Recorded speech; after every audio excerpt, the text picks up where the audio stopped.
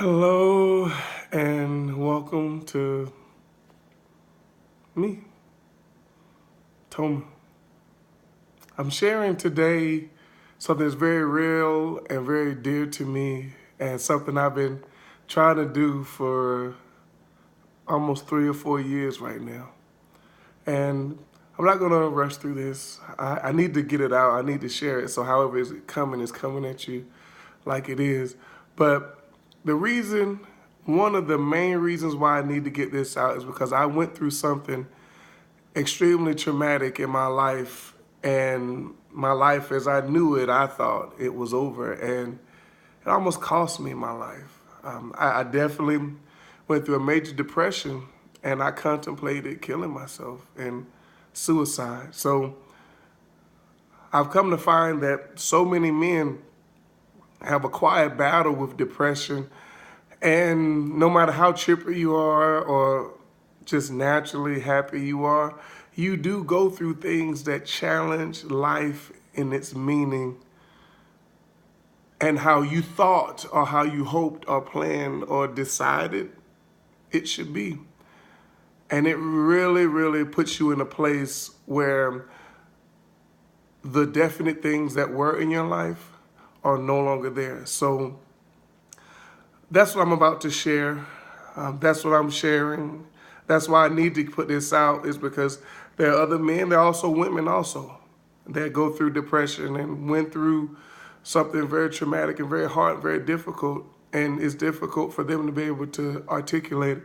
So because I made it through, because I made it out, I got to reach back and bring others with me. And this all started about 4 years ago when I went through a major separation and I went through divorce. That's something that I had never picked for myself. I had never defined for myself. And being a licensed marriage and family therapist, marriage and family and therapist, I never looked at or considered divorce for my future. But that's something that happened. And it was a choice, and it was a decision that was made. And I want to talk about this also because I know there are some men out there that actually like being married. There are men out there that want to be married. Those are the ones I am talking to a little bit more because that was my experience. My experience was, what in the world is going on? Like, what? Like, my whole world was turned completely upside down. One of the things my pastor says is that life will flip on you. And when I tell you that thing flipped and turned, wow. Well, it happened. And I was at the lowest place in my life that I could ever think of. Everything hurt. Everything was hard. And nothing made sense as I thought it did. And I didn't want it to hurt anymore. I had lost my family. At the time, I was going through something very strenuous and very stressful on my job and work. I ended up losing that too. So I lost my business that I had worked hard with some other people to build and to create. So at the same time I was going through a divorce and separation, I was going through a dissolution of my business. I guess you could say that, for lack of a better word. But anyway, my life was crumbling, and my life did crumble. And when I tell you it was at a low place, it was at a place I had never been before. And I had been homeless before. Growing up in the city of Atlanta and growing up in some very tough areas, I know what it was like to have lack. I knew it was like to struggle. But this was totally different. I've been through football. I've been through the strains and struggles of that. Went to college, went through the strain and struggles of that, getting a master's degree, graduate level degree. That was extremely difficult, extremely hard. But divorce was the hardest thing I had ever been through in my life, and it was kicking my tail. It was winning in a way that I had planned and devised a way to kill myself. Where I was working, there was a place to drive out. And one day I remember driving out of my driveway, and I was right there. Some of you that are in the Greenville area, you know where Charles Boulevard is.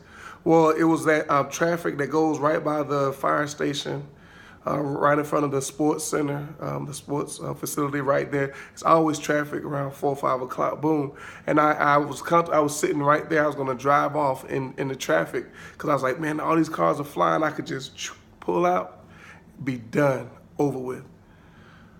Well, as I contemplate taking my foot off the brake and putting the clutch in and putting the gas, pressing the gas, I was reminded of a promise that I gave my daughters.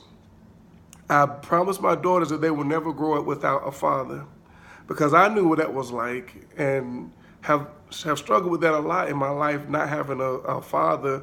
I've had different surrogates, different father figures at different times, but never having somebody that I had in my life that I said, this is my father, you know. And I said, and I promised my daughters that they would never grow up without a father. And when I thought about that, instantly I paused and I stopped and I said, I cannot kill myself, because how would I justify that? Like, what kind of letter could I write to my daughter so that she would read it in a way that will help her to understand that Papa, that's what they call me, had left me because he didn't want to fight anymore, because it was too hard for him, because it was too much of a struggle, or he was hurting too much. And then I thought about how much they love me. My daughters love me. My children love me. And how just the sight of me excites them. And they get like joy and energy, a strength within themselves. And I was like, how could I take that from them? How could I take me, my presence, and who I am, and who I have become, even though no matter how much I'm hurting, they want their father, you know. And just going through visitations, man, having to go through that stuff, oh man, that was so difficult. I was used to seeing my children every day. I couldn't see them every day anymore. So just all of that stuff, it was just hurt after hurt, pain after pain, just different stuff I was going through, and I just wanted it to stop. And there's no scenario in my brain as I was fathoming, as I had my hand on the steering wheel, trying to find a reason to press the gas. I just couldn't. I couldn't think of any scenario that made sense that would help my daughter to see that I couldn't fight and I couldn't stay. Because I'm always talking about being strong, because my children are supers just like me. Their mom's a super, you know. And that's something too. I don't want anybody to think I'm bashing anybody. No, it's not even about that. Please, if you want to take something from this, take from the fact that there was somebody hurting and needed help and was not comfortable and didn't know how to reach out for help, especially when you used to be in this big, strong man, blah, blah, blah. You know, whatever we say, whatever we come up with. But that was my plight, and that was my struggle, and I wanted to end it all. And I was going through a divorce, and I wanted to run from the pain. I wanted to stop hurting, and I wanted to kill myself. And I was reminded by that promise that I made to my daughters that I will live. That's why I'm wearing this shirt, as a matter of fact. This is a shirt that my kids got me. So I'm thinking about this as I'm sharing this, and I'm thinking about them as I'm just sharing, how they're part of the reason why I'm here. I'm living, I'm alive, I made it through, because I said, well, if I could just make it through one more day, God, this is what I said, one more day for them, then I'll keep doing it every single day until I can overcome this depression and this sadness and this hurt and this pain in my life. And the very next day, one of my close friends now, he was working at ECU as a strength and conditioning coach, and he was like, Tomha, I need a lifting partner. Can you come lift with me? No joke, I kid you not. Because I said, God, I don't know, like I was laying in bed for days, didn't want to get up, didn't want to move, didn't want to do nothing. The only time I woke up and got up was if I had a visit with my children. That's the only reason that I would be motivated to wake up, is because I didn't want them to see Papa struggling. I didn't want them to see me dirty and stinky. I had taken a shower in 3-4 days. I didn't want them to see me not have a place for them to stay. I didn't want them to hurt because of the hurt I was going through. I didn't want to hurt them worse than what they were already experiencing.